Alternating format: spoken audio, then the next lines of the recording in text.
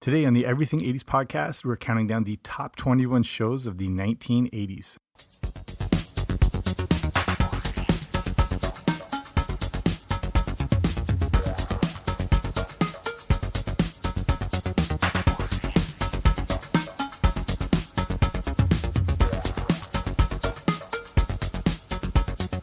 Hey there, what's happening? Welcome back to the Everything 80s podcast. I'm Jamie. Thanks for coming on out today. And in the 1980s, with pretty much only 3 networks, TV was absolute king. There weren't streaming services. Cable TV wasn't a thing yet. Even home video was just taking off, but it wasn't accessible to everyone. If you wanted entertainment, it came down to movies and television, and not just television, the 3 networks on television that provided all of the content. So this is going to be a countdown of the top 21 shows of the 1980s. So before we get to that, if you haven't already, make sure you subscribe wherever you find your podcasts. I should be there. Okay, here we go. So let's lay out the actual conditions for this list, because I did consider a bunch of stuff. So the first thing is I'm going to focus on shows that had their main run during the 80s. So not including ones that started, say, in 1989, but gained popularity into the 90s, like Saved by the Bell or Seinfeld or Full House. This is also going to include shows that started in the 70s and then maybe ran for a few years into the 80s, like Three's Company or The Muppet Show. I'm also not going to include cartoons because I did a whole separate show and blogs all about that. And then the other thing is the perspective. So this is obviously going to be my own personal bias, but I've taken a step back to look at this list to consider other factors and shows that I know were big hits and cultural phenomenons, even though they weren't directed for my specific age range. You know, if I'm making this list right now and taking away my, childhood bias, it would look a lot different, because then we take into impact all the, production and writing and impact of the show. So it's sort of a combination of both of those things. And then again, if I just made it completely from my childhood perspective, I wouldn't include shows like Dallas or Dynasty, things that weren't in my wheelhouse. So I've taken kind of the approach of both of these aspects. But as we get into more of the top 10 and the top 5, they become obviously more personal and more based on the viewpoint of a kid in the 80s. So that's all the groundwork, and let's get into the list. Okay, kicking us off at number 21, Silver Spoons. Silver Spoons was a show that was able to showcase Ricky Schroder as Ricky Stratton in sort of an Annie meets the Fresh Prince situation. Ricky moves into a mansion with a father he has never met. His dad is this man-child who runs a toy business, and Ricky helps him to grow up. His mother was only married to his father for a week, and he has a grandfather who shares Ricky's sensibilities. Silver Spoons ran from September 25th, 1982 to May 11th, 1986, airing on NBC, and then had a syndication season going from September 15th, 1986 to March 4th, 1987. You might not remember it running this late into the decade, and it was a Sunday night show that aired at 7:30. There's going to be a few of these shows that ran a lot longer than you probably remembered. At least they did for me. This was a fun show that featured the theme song Together, which changed a bit over the seasons, including a synthesized version. And for each show, I'm going to go through 2 or 3 different fun facts. So to finish with Silver Spoons, it's a good show, not an all-time great, but I think worthy of the list. And that's the other thing with this thing. I mean, I could have made this list 30 shows long, 50 shows long, but then at that point, you're basically just listing the shows of the 80s. And then I didn't want to make it just like a top 10, because that's almost impossible with all the shows. So I think I hopefully narrowed it down here. Okay, so fun facts in Silver Spoons. This series introduced us to a young Carlton Banks, aka Alfonso Ribeiro, who was brought in to hip up the show.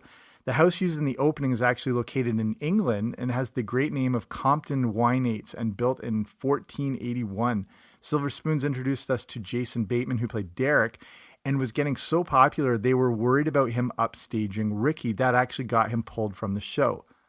Number 20, Golden Girls. So this is an example of, this might be higher on other people's list, but, Golden Girls is way out of my wheelhouse as a kid in the 80s, but it's a notable show that had a huge following and a huge impact. It started on NBC on September 14th, 1985, and ran until May 9th, 1992. Golden Girls was the story of four older women who shared a home together in Miami.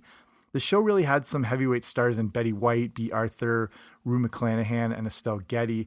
I remember seeing some of Golden Girls at a young age and realizing a lot of the jokes were pretty taboo. Like, I didn't understand them, but I knew they weren't necessarily appropriate. The series featured great writing and won multiple Emmys and Golden Globes. Golden Girls was a rating juggernaut too, as it was always in the top 10 rated shows, except for 1 year out of the entire run. In the last season, it dropped to number 30, but the show would still usually average around 20 million viewers, which would make it, number one by far today. Like I said, Golden Girls would usually be higher on a list like this, but, since it's from my perspective, Blanche, Sophia, Rose, and Dorothy will just have to be happy to make the cut here. Okay, some fun facts. Each of the four stars won an Emmy at one point, making it one of only 3 sitcoms ever to do this. The original script featured a gay cook, which was going to be pretty groundbreaking, but it was thought that the show should feature a lot of scenes in the kitchen, and it was better for the girls to be doing the cooking. So take that as it is. Estelle Getty's character, Sophia, was originally going to be a guest star, but she auditioned and tested so well they had to include her.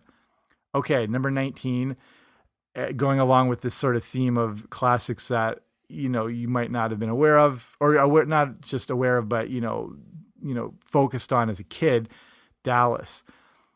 If you're a youngin' in the 80s, there's no way you weren't aware of it, but I'm pretty sure you weren't watching it. I know I wasn't allowed to. Dallas, though, may have been the invention of water cooler talk, as it was one of those shows that created a gigantic collective viewing experience. The series centered around the Ewings, a very rich family from Texas that was always getting into family feuds and stuff. The show, not the game show, the actual debacles. The show first started out focused on the marriage of Bobby and Pamela, and then the character of J.R. Ewing took over.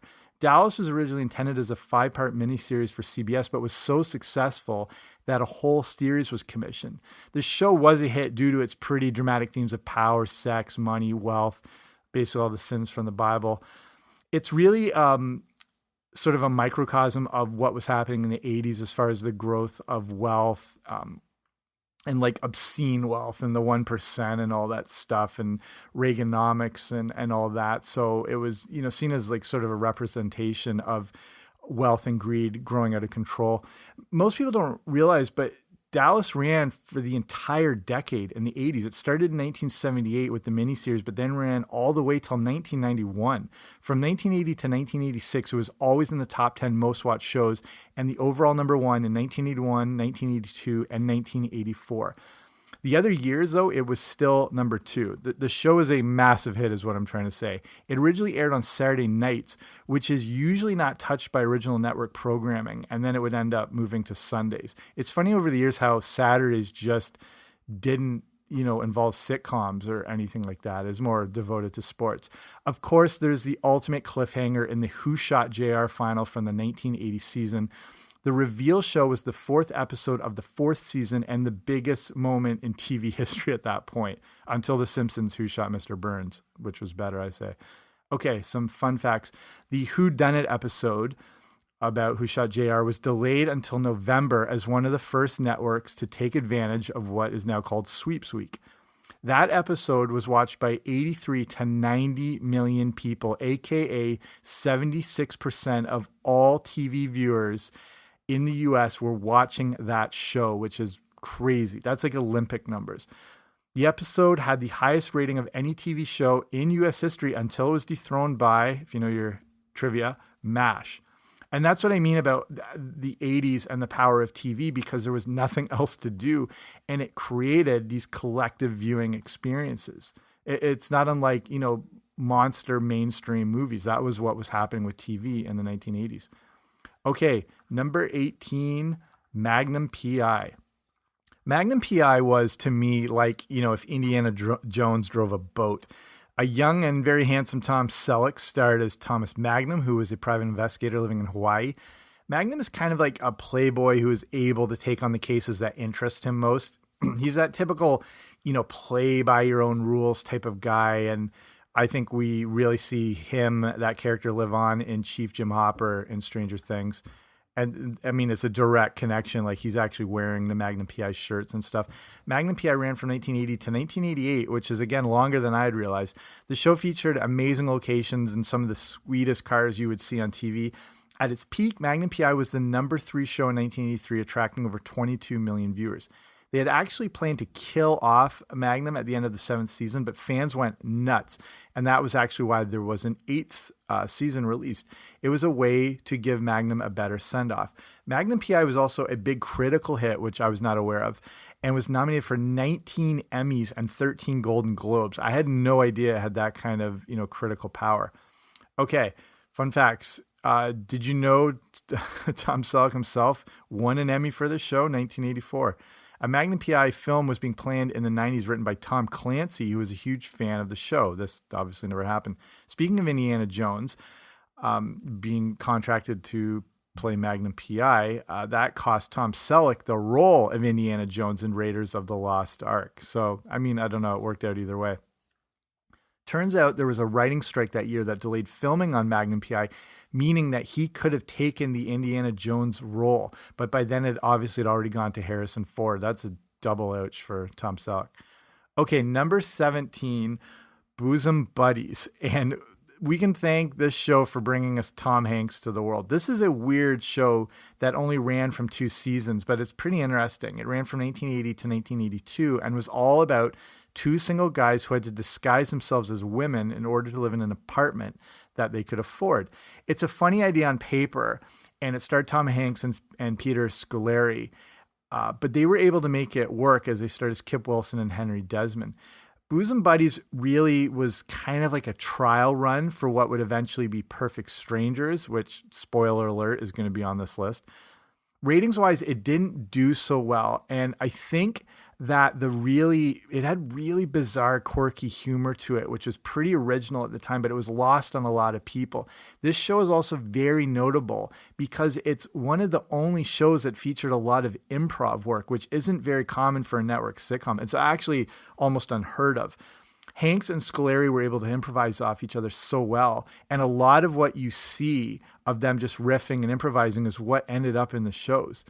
Bosom Buddies is interesting because it may have been one of the big victims of the Screen Actors Guild strikes of 1980. The show started with good ratings, but the effects of the strike were felt and the quality of the show suffered, leading to a big drop in the ratings. It coasted into a 2nd season on fumes, where they tried to revise the premise, but they find out that Kip and Henry are, so this is 1981 talking, not me. They find out they're living in drag, but they're somehow allowed to stay living in the apartment. So that's able to sort of open up the premise a little more somehow. Okay, fun facts. Bosom Buddies was meant to be the male version of Laverne and Shirley.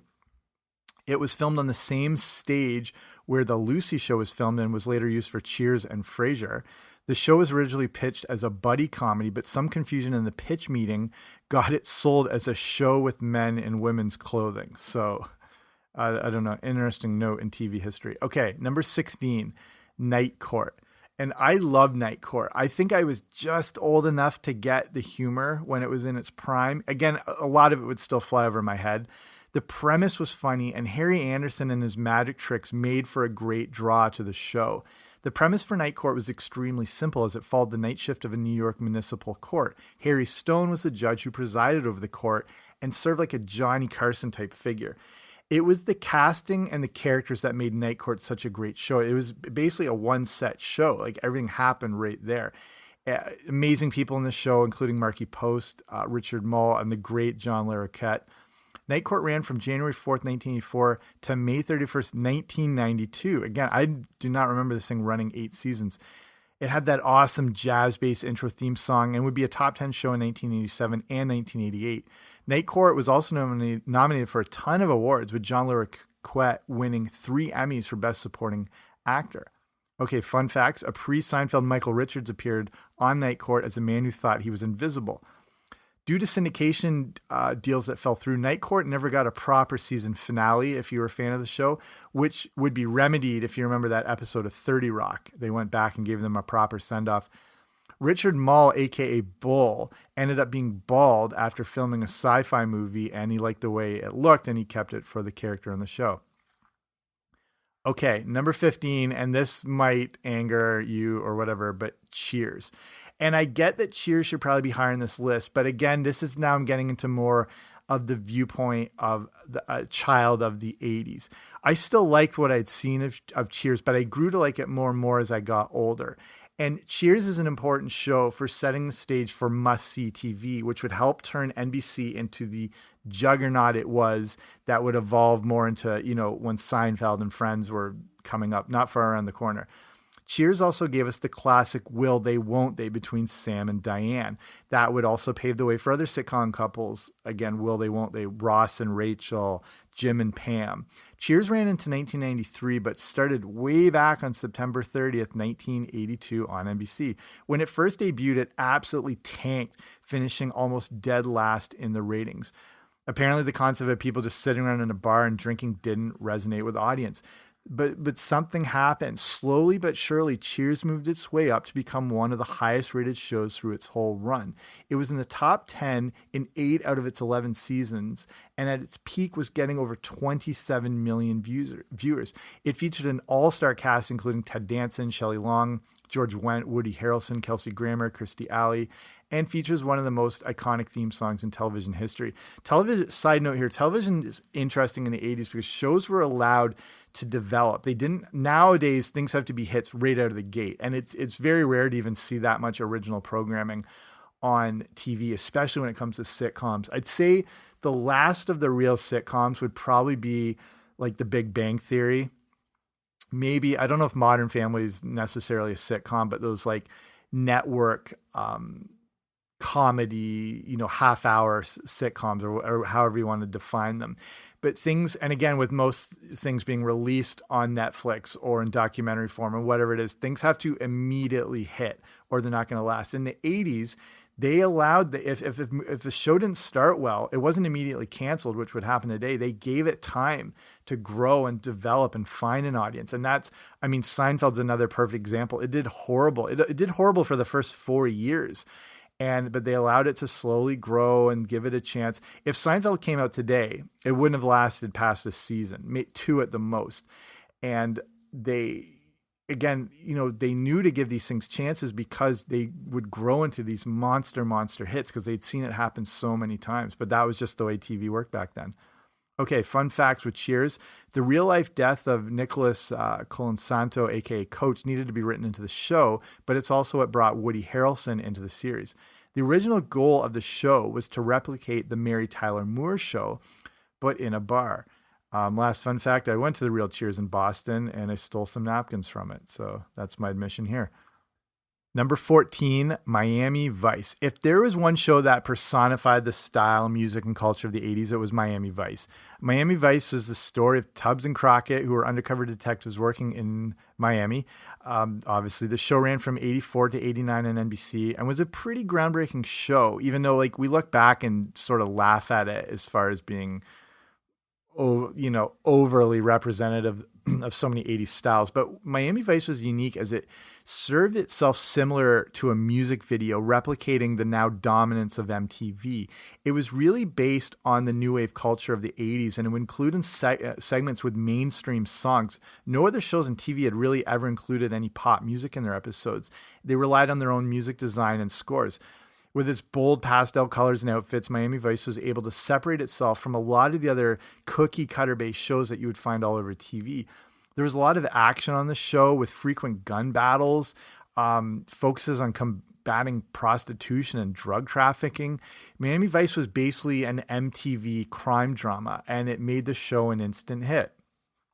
Fun fact, the first season generated a staggering 15 Emmy nominations. You'd never think of Miami Vice as like this critical darling. To take advantage of its contemporary soundtrack, Miami Vice was one of the first shows ever to be broadcast in stereophonic sound. Actors considered to be cast in the show included Jeff Bridges, Nick Nolte, and Mickey Rourke. All of them I could see working well. Okay, number 13, Who's the Boss? Again, another blueprint for an 80s sitcom. It aired on ABC, starred Tony Danza, who was a retired minor league ball player who now works as a nanny for a divorced executive. It featured the very popular Alyssa Milano, and the show worked, very well due to its simple role reversal premise. There was always that tension between Tony and Angela. That worked well too, and it helped drive the series. The show debuted on September 20th, 1984, ran until April 25th, 1992. Again, another one of these longer running shows I didn't realize. Who's the Boss wasn't my absolute favorite, but a show that was very easy to watch and jump in at any point. And again, you may forget what a success this show was in the 80s. It was nominated over the course of its whole series. It was nominated for 40 Emmys and Golden Globes. Plus every kid growing up loved Alyssa Milano. So fun facts, the original title was going to be called You're the Boss in reference to Angela hiring Tony. And there's that awesome Community episode where Abed takes that Who's the Boss course. I think it's season 2, maybe season 3. That's a good one. And it's all about actually who is the boss. Who's the Boss always aired on Tuesday nights, but it moved to Saturday, again, in that rare television sitcom night. And it created an alternative to TGIF. That would end up killing it in the ratings and leading to the end of the series. A spinoff called Living Dolls was planned that would feature Halle Berry and Leah Remini as she had appeared on a few of the episodes. Okay, number 12, Growing Pains. Growing Pains followed in that same Who's the Boss model, and again was that quintessential family hit that everyone was able to watch together in the 80s. Like another show we'll get to soon, Family Ties, a lot of the success of the series was built off the back of the young and hunky Kirk Cameron. Growing Pains was centered around the Seaver family with the great Canadian hero Alan Thicke as the head of the family. He's a psychiatrist that works from home, and as his wife Maggie is out in the world working as a reporter. The show is very light and airy, didn't follow any certain premises. It wasn't threatening. Some considered it a little too hollow. Johnny Carson would regularly make cracks about growing pains in his monologue and how it lacked any depth and performances and heart and soul and anything like that. But that's, kind of the essence of a sitcom, really. You're able to just jump in, not have to think too much, take it for what it is and move on. What made this successful is that the Seaver family was a lot like a majority of so many real life families. You felt like you were watching your own family on TV, and it made it easy to draw in a good sized audience. The show debuted on September 24th, 1985 and ran pretty late until April 25th, 1992. In 1988, it was the 5th highest rated show and would regularly attract 20 million viewers. Growing Pains had an amazing theme song as well in As Long as We've Got Each Other. It also brought us a young Leonardo DiCaprio who showed up in season 7. Some fun facts. There were different versions of the opening film that featured, like the opening segment that featured a different character to be last to enter the house, if you remember that. The show that week would usually center on that person, which was, I thought, a very smart sort of premise. 9 different versions of the theme song would be used over the series. As Long as We've Got Each Other, that song actually made it onto the charts. It hit number 5 in the adult contemporary chart in 1989 and number 7 on Billboard, which is pretty interesting. Okay, number 11, Different Strokes. This is a bit of a tough one. It was a huge show as a sitcom, but it dealt with some pretty tough topics, which was, hard for the average kid who wasn't exposed to that sort of thing. But again, that exposure was probably good to introduce everyone to the different issues going on in the country. It had this pretty unique premise as well, too, based on that, the rich white businessman taking in 2 black inner city boys from Harlem. I personally remember, again, it depends on your age and the approach you take. I remember feeling, a bit overwhelmed with Different Strokes, but it felt like required viewing. Like this was a hot show you had to watch. They really were the ones that pioneered that, very special episode, which you knew was going to be very jarring as soon as you heard those words. Over the years, they tackled subjects like racism, kidnapping, abuse, drug use, a lot more. The drug episode was a major TV moment as it would feature Nancy Reagan and the Just Say No campaign. Again, the power of television, because with only 3 networks, you have a huge audience watching. You were able to reach out to more people. Different Strokes was also the vehicle that launched Gary Coleman, making a focal point of the show, along with Todd Bridges and Dana Plato. Different Strokes also brought us the use of the catchphrase, the "what you talking about, Willis," which would help lead into other big catchphrases. Just thinking of like the "did I do that?" Steve Urkel from Family Matters. Different Strokes also seems to be pioneers of a different sort in a bad way, because it's examples of childhood actors falling from grace that seem to plague the show after. Interesting, though, with all these different approaches, the unique premise of the show, tackling all these big subjects, it wasn't a big ratings hit, but it was still popular in the same way. The original, fun facts here, the original title was going to be 45 Minutes from Harlem. Different Strokes led to the spinoff The Facts of Life, in case you didn't know that, featuring the housekeeper Edna Garrett. Arnold would appear in a Silver Spoons episode, so that connects all this nicely together. Okay, we have reached the top 10. So my influence takes over more now, but still, shows I'd say are still pretty iconic. Number 10, Small Wonder. So Small Wonder was a weird show, but very worth watching. It was completely unique and was based on an inventor who created an artificially intelligent robot named Vicky, who ends up living with the family. Small Wonder was kind of the perfect kids show, sort of. And I feel like it was right in my wheelhouse when it came out. Vicky is like an Avenger and has a ton of superpowers that she can use in ordinary situations. The Lawson family also has to keep her real identity under wraps with that premise, sort of like in Alf, which always works well in a sitcom.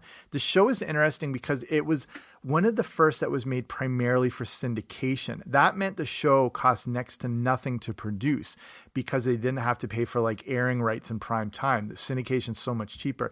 That means they can include some decent technical shots when it came out, which were, they look bad now, but at the time they weren't too awful. Came out in 1985 and would run for 4 seasons. Fun facts, Tiffany Brissett was actually, who played Vicky, was a multi-talented actress and was up for the role of Punky Brewster, and was frustrated to be very limited in not being able to show off any of her abilities on the show. The kids all got along very well on the show, but apparently the parents of them were absolute nightmares, each one demanding special attention of their child and their own tutors, and caused like huge dramatic issues on the show. In other countries where the show is dubbed, it would be called Super Vicky. Okay, number 9, speaking of that, segueing nicely, Punky Brewster. Punky Brewster was like a cartoon come to life, a huge hit with kids and the perfect premise for an 80s kids show, kind of. I'll get to that in a bit too, like Different Strokes. In this show, you get the very talented Soleil Moonfry playing Punky, who's an orphan girl taken in and raised by a foster parent. There's a real theme of that over the 80s. Punky Brewster aired on Sunday nights, and that made it a bit of a unique situation considering it was a kids show. The FCC had put in place regulations that networks had to use the time period of 7 to 8 p.m. on Sunday night for either news programs or family entertainment. This is one of the reasons you'd see the Wonderful World of Disney or the Jim Henson Hour that came up during this time slot. Since NBC didn't want to go up against the mammoth 60 Minutes, they decided to go the family option, and that's where Punky Brewster was born. As much as, again, Punky Brewster was kids-based, like Different Strokes, it got into some pretty deep stuff. They covered things like missing kids, serial killers, drug use, the Challenger disaster, if you remember that. There's the infamous fridge episode where a kid gets locked in a fridge, which still haunts me to this day. But the character of Punky struck a huge chord with kids who loved this show, and then its cartoon spinoff. Fun facts here, the character Punky was based on a real person. Peyton Punky Brewster was a childhood friend of NBC programming director Brandon Tartikoff, and then the dog was named after him too. Punky Brewster would be also unique because it made 15-minute long episodes to compete with Monday Night Football in case the games had run long. That way you wouldn't miss the entire show. As they joined it already in progress. So they had these 15-minute episodes ready to go so you could see a complete episode. Just speaking of the popularity with kids, the character of Punky, not Soleil Moonfry, but the character was getting 10,000 letters a week from kids that thought she was a real person. That's how important this show was in the 80s, and just, again, striking that chord with children. Okay, number 8, Webster. Webster was one of my go-to after-school required viewings along with G.I. Joe and Transformers. This was one of my favorite shows of the 80s, and I was very immersed in it. Webster was played by Emmanuel Lewis, who had lost his parents following that great orphan theme of the 80s, taken in by an ex-NFL player named George Papadopoulos. The show was to me, originally the premise of the show was to focus on the life of George and his wife Kate and how they would adapt to being newly married and then throwing a kid in the mix. Emmanuel Lewis was so good, though, that he became more the focus of the show. Again, sort of like the Steve Urkel effect that would happen with Family Matters. This caused a lot of tension on set with Alex Karras, George, and real-life wife Susan, Kate, fighting with ABC production staff and writers over this. Webster debuted on September 16, 1983, and only went until May 8, 1987. It started in syndication in 1987 with 2 new seasons, and that's where a lot of kids would start watching it after schools. Webster was an instant hit, but of course drew comparisons to Different Strokes. They didn't go super deep, but there was a few of those shows. I don't know if you remember the notable episode where there was the fire that Webster accidentally starts in his closet, leads to the destruction of their apartment, but that was a way for them to get into a new set and a new house where there was more for Webster to do within the house because the character was very limited within the apartment. Okay, fun facts. The show was going to be called Another Ball Game at first, when Karras was going to be more of the focal point. When Lewis came on board, the name was then changed to Then Came You, which is the theme song, and then they went with Webster. And Emmanuel Lewis was 17 by the end of the series, playing someone half his age. Okay, number 7, and this is obviously a tougher one, but The Cosby Show. And I mean, you can't look back on this show without it being tainted, and it makes it hard to rank here, but it has to be included because of how big this show was in the 80s. Like, Powerhouse doesn't even define how big and prominent and successful this show was in the 1980s. You know, it starts with, at the time, America's Dad and Bill Cosby, and it was a show that no one could touch rating-wise or viewership or sponsorship. Like, nothing could come close. The closest over the years, and not even in the same way, would be like Friends or Seinfeld. But again, they didn't even have the same power because this drew in so many viewers. The Cosby Show, of course, focused on the story of Dr. Cliff Huxtable and his family, which were an upper-class family that lived in Brooklyn. His wife was Claire. They had 5 kids, Theo, Sandra, Denise, Vanessa, and Rudy. And again, this was must-see TV before that was even a thing. And this was one of the few shows I remember watching with my whole family. From 1986 to 1990, it was the number 1 show in America every single year. The Cosby Show would routinely get over 30 million viewers an episode, which is 10 million more than Monday Night Football gets today. So, I mean, it's hard to look back on the Cosby Show lightly, but it's important because it single-handedly recreated the sitcom, which wasn't really happening at the time. It brought it back into the forefront and showed how important and powerful a sitcom could be. It also allowed for more African-American based shows, again, like Family Matters, A Different World, and Living Color, Fresh Prince of Bel-Air. So, I mean, for that reason, it has to be acknowledged. Okay, fun facts. ABC passed on the show originally and then gave it to NBC. That hurt. 7 versions of the theme song were used over the series. And just speaking, as we talk about revenue and relation to things like Friends and Seinfeld, over its run, The Cosby Show made $2.5 billion in revenue for the network. Okay, number 6, Perfect Strangers. So now, you know, a very fun and harmless show, and I think worthy of the placement on this list. It was another show that I remember my whole family being able to watch.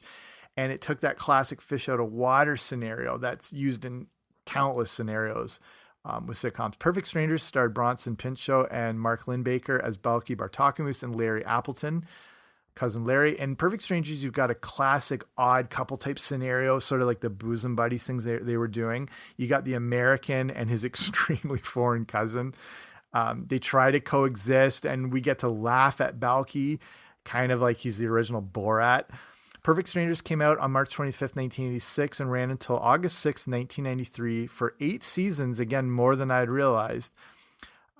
Perfect Strangers is an important show, though, in TV history, as it first started on Wednesdays, but then moved to Friday, where it became the anchor for the monumental TGIF lineup. Again, it's crazy to think of a time, if you remember, where Fridays were a must stay-at-home night to see all these big sitcoms that were piled on top of each other. Perfect Strangers put together a perfect combination of elements, I think, that made for an ideal sitcom. Okay, fun facts. The great theme song Nothing's Gonna Stop Us Now is written by the same duo who composed the themes for Full House, Step by Step, and Family Matters. Perfect Strangers is also what led us to Family Matters, as the whole of the role of Harriet Winslow originated on it. And that also led to Balky and Larry appearing in one of the early Family Matters episodes in the pilot, but they ended up cutting the scene, which is too bad. Okay, number 5, Alf. Alf may be one of my favorite shows of all time, and not just the 80s. It came out in 1986, where I was about 9 years old, and I felt like this show was directly made for me. Alf, of course, is the story of Gordon Shumway, who hails from the planet Melmac and crash lands on Earth, ending up living with the Tanner family. The humor and tone played very well to kids and families. So again, another one of those collective viewing experiences. I remember there's not a lot, so many memories are hazy. But I distinctly remember watching the pilot episode with my family and like crying, laughing from some of the stuff on this. Alf was very unique because the entire show is based around a puppet, and this led to a ton of issues. Shooting Alf, I've done a whole show on Alf if you want to go back and listen.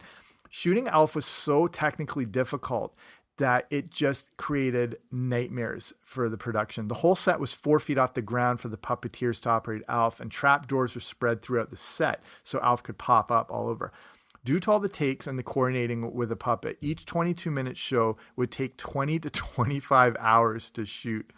Max Wright, who played Willie Tanner, was known for being so disgruntled having to play second fiddle to a puppet. There's a story of him actually attacking Alf the puppet. You got to go online and see some of these stories, or go on YouTube and listen to some of this stuff. Alf only ran for 4 seasons, but it left with an unresolved cliffhanger. If you remember this, where Alf is captured by the alien task force.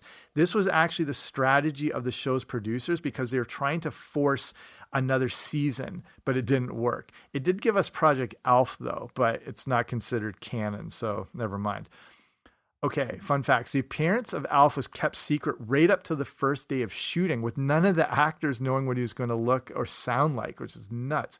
Paul Fusco, who created and voiced Alf, had to audition his character for one of the producers or directors of the show, who turned out to be former manager of Jim Henson. No pressure there.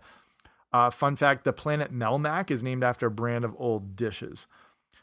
Okay, number 4, the Dukes of Hazzard. So again, now we can see the show as potentially, much more offensive, possibly racist too. But growing up in the 80s, it was another one of these gigantic shows and just appealed to kids so much. It was a kid's dream come true to watch the carefree life of Bo and Luke Duke and one of the sweetest cars in history, the General Lee. I think the Dukes of Hazzard worked so well as the characters and the casting were all perfect. You've got the cool Duke boys. You've got the elder and Uncle Jesse. You've got the smoking hot Daisy. You've got the evil boss Hog. And then you've got the bumbling Roscoe P. Coltrane. Every episode is pretty much the same. The Duke boys would evade the law. We would get some epic car chases and car crashes. But we didn't care, though. And the Dukes of Hazzard brought great entertainment each week. It first aired on January 26, 1979, went until February 8, 1985. The only problem, if you remember with this show, was the letdown when cousins Coy and Vance Duke would show up. Little did we know, as idiot kids, it was because of contract disputes with John Schneider and Tom Wopat, who played Bo and Luke Duke. Fun facts, the Dukes of Hazzard was a big ratings hit, but they would air it after Dallas to not try and, mess things up. But the follow-up from the Dallas audience made it the number 2 most watched show. In the later seasons, miniature cars were actually used for some of the stunts because they were wrecking so many things. Speaking of that, over the course of the series, 309 Dodge Chargers were used as the General Lee. That's how much they wrecked. Okay, the top 3. Number 3, Family Ties. Again, to me, this is borderline the perfect sitcom and a huge hit in my family and in a lot of families. It helped launch Michael J. Fox, and again was this required Sunday night viewing. This Sunday night time slot, I believe, really helped solidify it. Again, it had to be that family show, those FCC regulations, but it helped generate that strong viewing audience. I never missed an episode of Family Ties. And the iconic "Without Us" is like this familiar calling card of the show. Family Ties is interesting as it's centered around a family during, this Reagan era and the movement towards more conservative values after the liberalism of the 60s and 70s. So the premise is great because it centers around Alex P. Keaton, who's a strong Republican in contrast to his more liberal hippie parents. Family Ties came out on September 22nd, 1982, ran 7 seasons until May 4th, 1989, making it a true show of the decade. The writing was great. The acting was great. It was funny. I was a huge Michael J. Fox fan in conjunction with Back to the Future. I mean, he just seemed to rule the decade.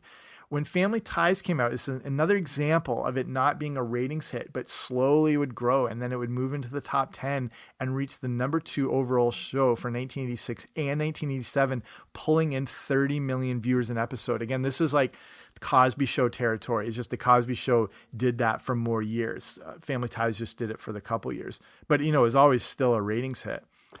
Some fun facts. I mean, you're going to have to go listen to some of my Back to the Future related shows, but Michael J. Fox was so exhausted between filming Family Ties and Back to the Future that he'd film Family Ties all through the day and then be driven to Back to the Future, where a lot of the scenes in Back to the Future are set at night, and he's filming until like 2, 3 in the morning.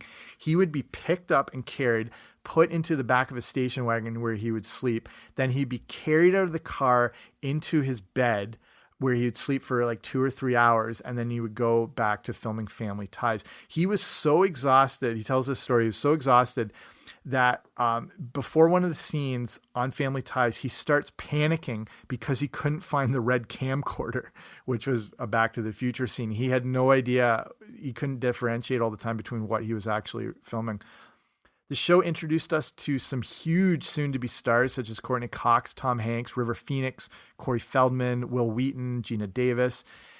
And a really interesting thing researching this whole show was sold on a 4-word pitch: hip parents, square kids, which I think is it's a great idea for a sitcom. And that's why it works so well. Okay, number 2, the A-Team. So it's hard not to have the A-Team at number 1, but I'll explain my reasons. The A-Team for a kid in the 80s was like G.I. Joe come to life. And again, for a kid growing up, this is a mind-blowing viewing experience. The A-Team was action-adventure, featured the iconic Mr. T, ran from 1983 to 1987 on NBC. With one of the greatest TV intros of all time, we learned that the A-Team was part of a special forces unit who were court-martialed for a crime they didn't commit. They are still on the run, but can be hired if you can find them for any problems you have. The A-Team worked well because each episode was like a standalone show. There weren't a lot of long story arcs that made you have to watch multiple shows in a row to follow the story. With the A-Team, you could jump in at any time and just take in the action. The characters were all badasses. They drove an awesome van.